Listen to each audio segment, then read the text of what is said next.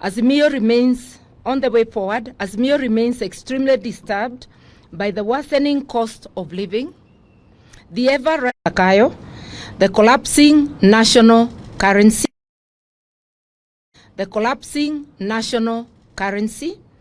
chaos in the education sector, the tribalism in public service, and the return of mega corruption.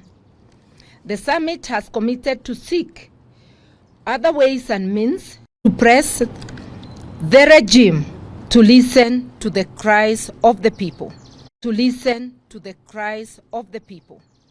The litigation will only be one such avenue. Other ways are being worked on, whose ultimate goal is to force the regime to be sensitive to the tribute and to enable the people to take such steps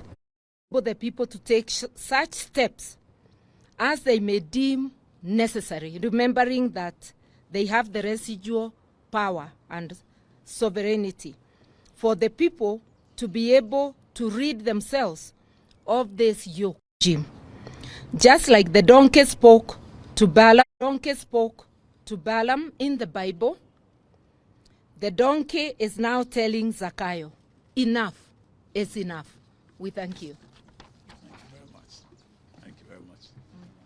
Asanteni sana. Thank you. Thank you very much. Thank you. Thank you very much.